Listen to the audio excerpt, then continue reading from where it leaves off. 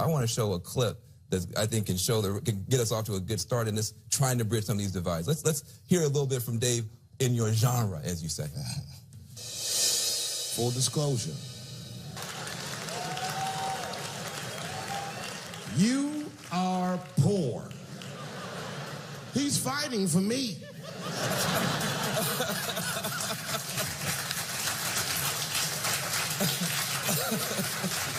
I just think that is just such a brilliant distillation of where we are.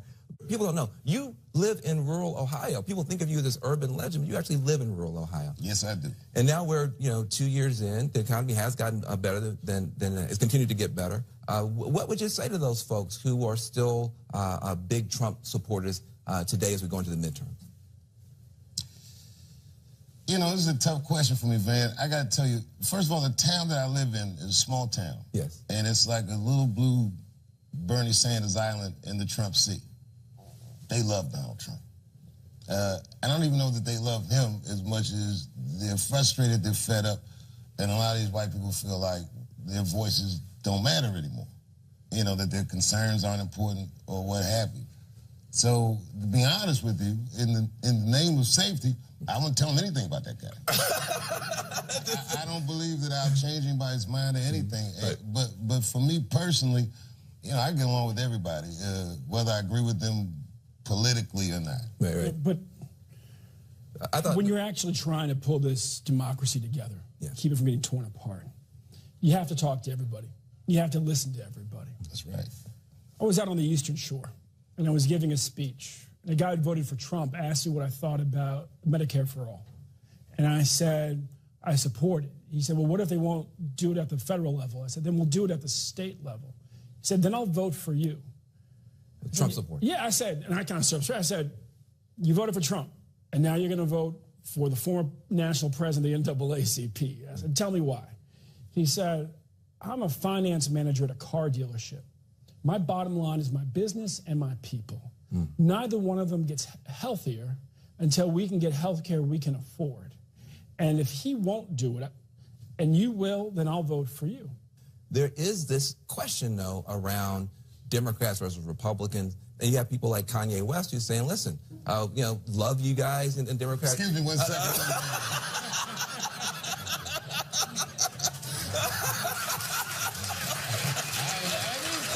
Why don't you just put him on FaceTime? Well, you know where I'm going with this. Kanye says that, it's time out for Democrats. What do you guys think? Well, I think that, first of all, Kanye is an artist, man. Yes. And he's a genius. Absolutely. Whatever he's saying right now, I think that the angle he's seeing things from is about the division that he sees. And he's not inconsistent with what he's saying. For instance, a decade ago, I read a quote where he said he wanted to take the Confederate flag and reappropriate it some other different kind of way. I mean, there's a MAGA hat, whatever, man. The thing that's scary about this presidency is after it. I don't know if you've been married before or had a girlfriend and said something in a fight that was so wrong, and then after that, we still family, we still around each other, but man, I sure did say all that shit, didn't I? And I'm not mad at Kanye. That's my brother. I love him. I support him. I buy his albums. No claps. Oh, man, that was rough. I know, whether people clap or not, But, I don't have to agree with everything that he says. I just trust him as a person of intent.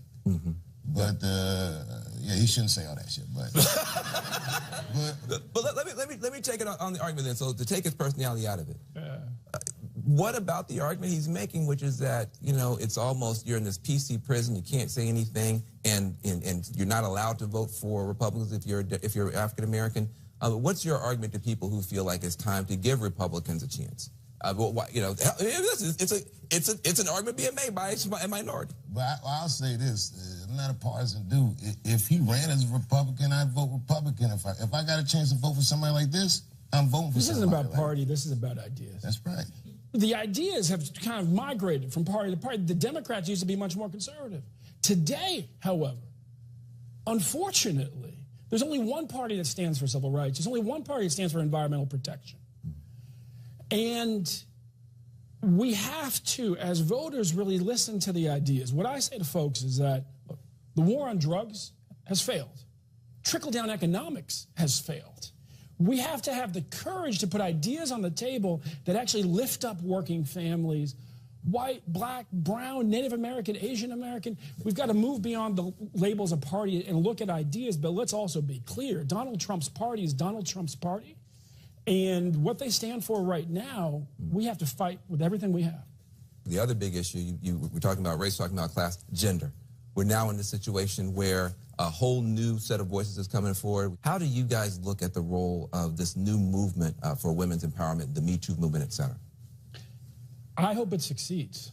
What we all have to realize is that we all have to stand up in this moment and say that these women who have the courage to step forward, these men in many places, the courage to step forward who were sexually assaulted as well, we have to believe survivors. We have to have their back, and we have to figure out how we finally leap forward, because we've been staying stuck for a long time. It's shattered a lot of lives, and enough is enough. Yeah, I think that for most men, especially the men that I'm talking to, one, I'll tell you that as a movement, it's effective. Like in Hollywood, the man, they are buttoning up. Which is good. Yeah, Which is good. It's better than good. It's necessary. Two, I'll say that there's a lot of men that are learning for the first time the extent of the plight of the women in their lives. We're just learning that consent is important. Most of our states, they don't teach consent when they teach sex ed. Think about that. That's right.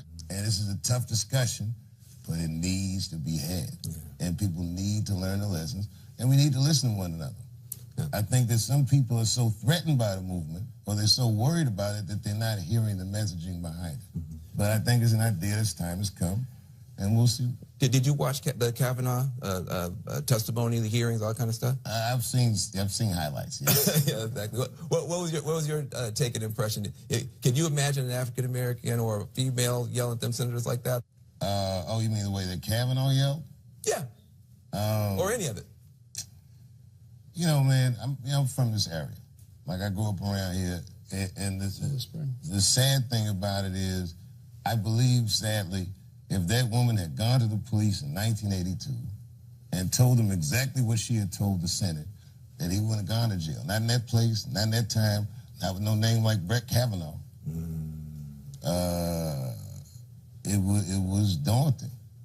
It also made me sad that this is a national discussion that's happening during a Supreme Court nominee's hearing. It's a tough time for this country, man. We got a lot more to talk about. I want to talk to Ben, and I want to talk to Dave Chappelle about mass incarceration and marijuana, which I never thought I'd talk to Ben Jealous about when we get back.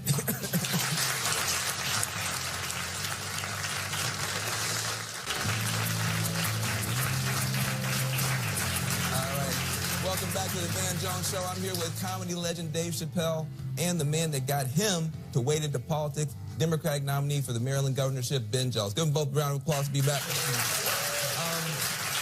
What did you say to Ben Jealous to get him to be pro-marijuana decriminalization? Because I've known Ben for a long time, and that is not Ben's thing. So what did you must have done, you must have said something. I'm not nearly as fun as some of my friends. Exactly. I can testify that you are not. So what was that conversation like to get somebody like a Ben Jealous to be on board with decriminalizing marijuana? Well, Ben, you just got to be consistent. No, I'm just kidding.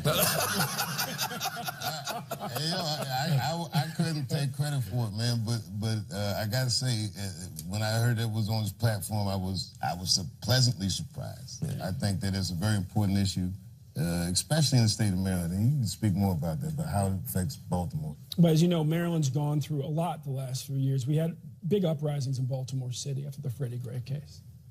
2 years later, murders have kept climbing up. I asked a retired member of the Baltimore Police Department, recently retired captain, to go across the city, as only a retired member of BPD could, and talk to commanders on the ground and find out what they were saying about why murders were going on.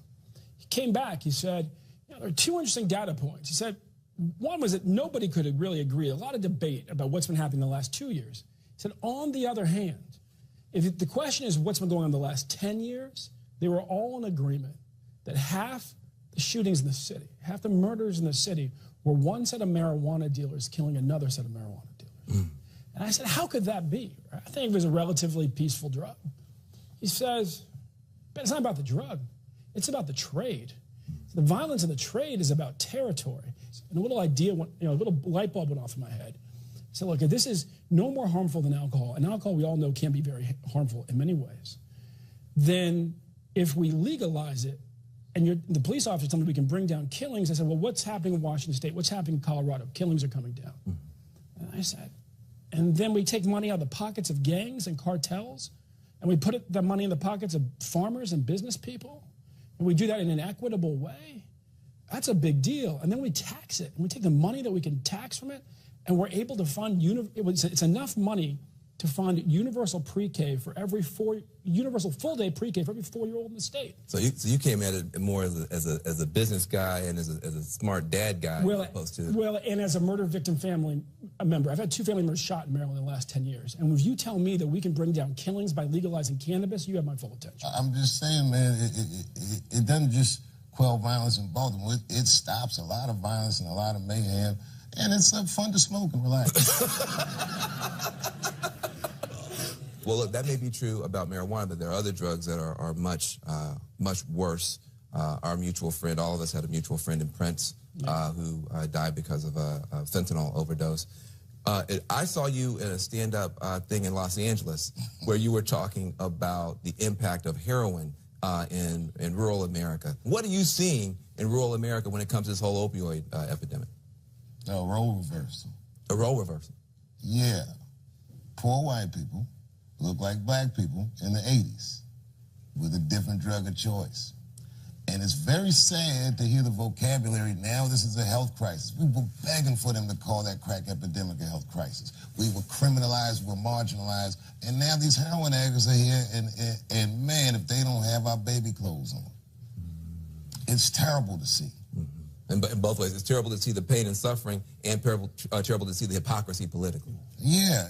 What's your concern about marijuana legalization possibly then opening the floodgates for things like opioids, heroin, fentanyl? There's a lot of lives that are being shattered right now. I mean, opioid deaths in Maryland up 160% in 4 years. We have to treat it like a public health crisis. And I wish we could go back in time. We can't. We just got to learn and go forward. In that respect, this is a gateway drug to common sense on drug reform. Wow. We've got to deal with this public health crisis as a public health crisis. Famously on SNL, you said you wanted to give Trump a chance, but you also wanted to make sure that he gave disenfranchised people a chance. Looking at the Trump presidency almost 2 years in, do you feel that he gave disenfranchised people a chance? It's hard to tell where Trump ends and his constituents begin, but I think that the rhetoric of his presidency is repugnant. I just don't like the way he talks. I don't like, we're living in a time where there's got to be a little more cultural sensitivity. And even a guy like me that's just writing jokes, I have to listen more than I've ever had to listen because the gripes are coming so fast and furious. And I'm not dismissive of people's gripes. It might sound like it on stage, but I listen. And as a president of a country that's as eclectic as ours, you look around your crowd, you see it's like a patchwork of people. I just think that he's speaking to a very small choir. And there's so many more opinions that the way he engages the public is dismissive. I don't like talking bad about the president, but I said we should give him a chance because he's the president of the United States now. What choice do I have? Right. But I think you also apologized for that sometime later, didn't you? Well, I don't ever apologize for that. What I said is, I said I shouldn't have said that shit. Let's be clear, right? Let's be clear. Donald Trump is playing a politics of divide and conquer. He's picking scapegoats all day long. Muslims, Mexicans, immigrants, black folks, women, it goes on and on. Yep. Right? Occasionally, and so what do we do in that moment?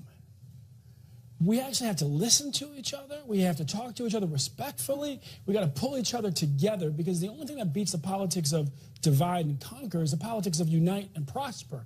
And that's only possible if we're willing to respect each other and listen to each other. Well, listen, you gave people a reason to tune in, and you. I think with this Donald Trump's second term as presidency, Dave Chappelle will have a lot of change in mind, especially with how everything has been with the Biden's administration. You know, with the wars that we have now in the world, with the economy that is terribly bad, even though it's been getting better, it's been getting much better with high gas prices that we saw, and also with the war in Russia and Ukraine, and also with the mass layoffs that people have encountered. I can say that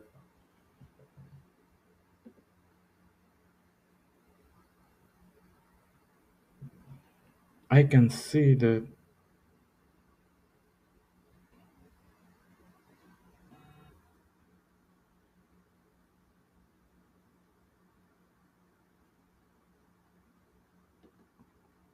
I can say that um, Dave Chappelle opinion and thoughts about Donald Trump in this 2024 has greatly changed, because what has really affected it or made it change is the comparison between the Trump administration from 2017 to 2020 and the Biden administration from um, and the Biden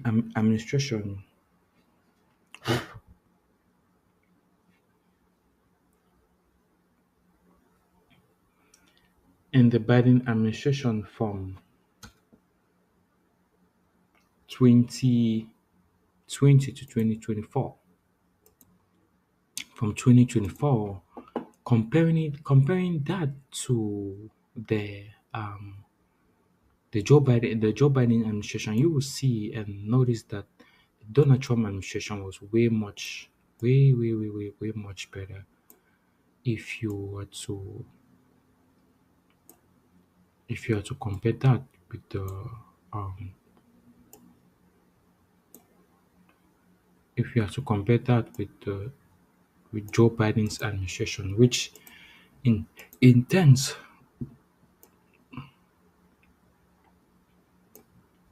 which intent shows that um, his opinion or his thoughts about Donald Trump has greatly changed. You know, even Cat Williams too. Even Cat Williams too. The thoughts that he had about Donald Trump too has greatly changed. So I believe that the Trump presidency was way much better as compared to the Biden's presidency. But we don't know. I mean, the 20s from 2017, 2016 to 2020, and from 2020 to 2024, we could really see that there has been so much wars in the world, so much wars in not just only in the world, but a lot of wars in America, sorry, not in America, a lot of wars in in Ukraine, a lot of wars in Russia. You can also see happenings too in the Middle East too, which really shows that um,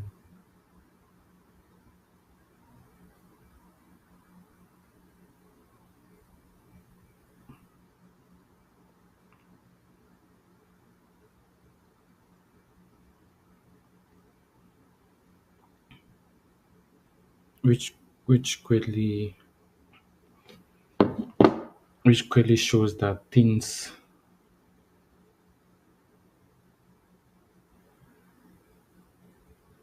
haven't been that best. You know, comparing the Trump's time together with the at the Biden's time. But all we hope for is the best, All we hope for is the best, and I believe that things will really change in this 2024. In this 2024, and as we go into 2025, less than 60 days from now, I believe that things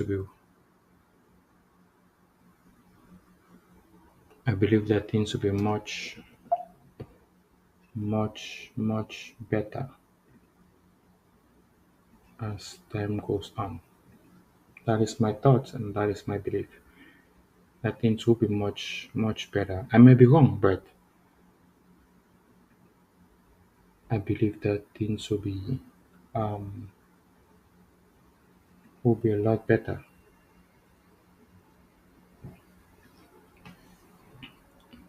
as we head into that.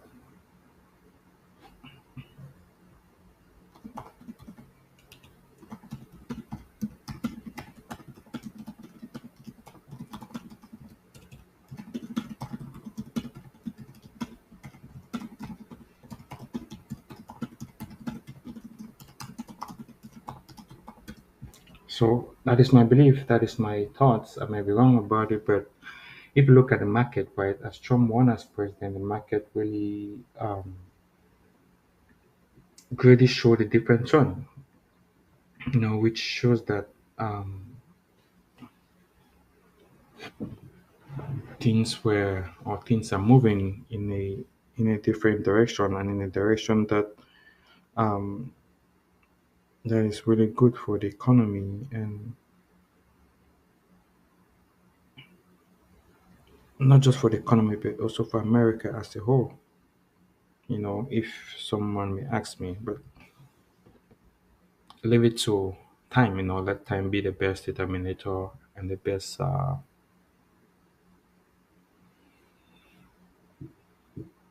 determining factor. You know, when it comes to this. Thank you, everyone, and thank you for listening. And I hope you all have a great and blessed weekend.